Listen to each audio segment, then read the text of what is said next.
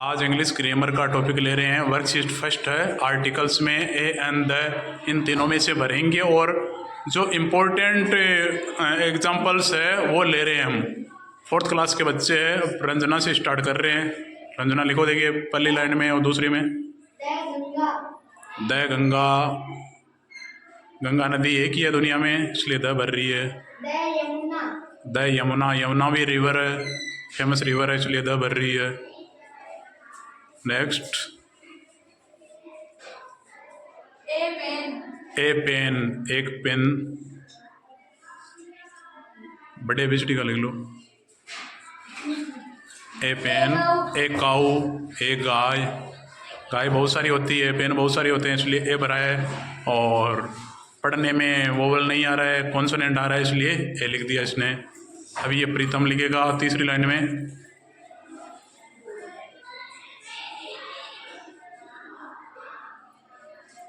A union,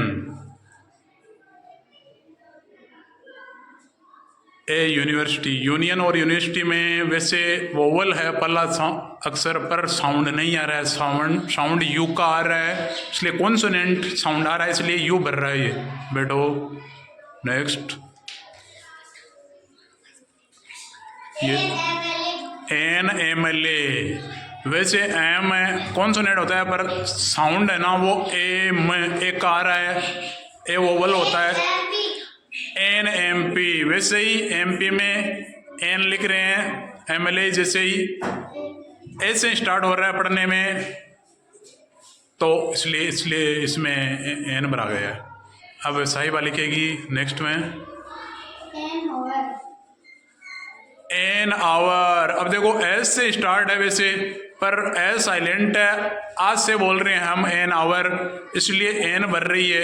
ए बड़ा लिख लो, बड़ा कैपिटल लेटर में लिखो ए, और एन छोटा, इसलिए आवर में भी एन लगा, क्योंकि इसमें साउंड है जो पढ़ने में आना, इसमें एन ए आ वाली लाइन में से आ रहा है, इसलिए ये ओवल है, इसलिए इसमें एन भरा गया है। एन ऑनेस्ट, जैसे एन ऑनेस्ट बॉय, एक ईमानदार लड़का, इसलिए इसमें एन भरा गया है। अब लास्ट है, रविंद्र लिखेगा इसमें सन, सन यानी सूर्य, दुनिया में एक ही होता है, इसलिए क्या भरेगा, द भरेगा, क्योंकि दुनिया में एक ही है सूरज, और मून भी, चंद्रमा भी एक ही है पूरे ब्रह्मांड में, इसलिए दोनों में द भरा गया है। इस प्रकार ये आर्टिकल्स का वर्कशीट बहुत ही अच्छे से आपको समझाया गया है।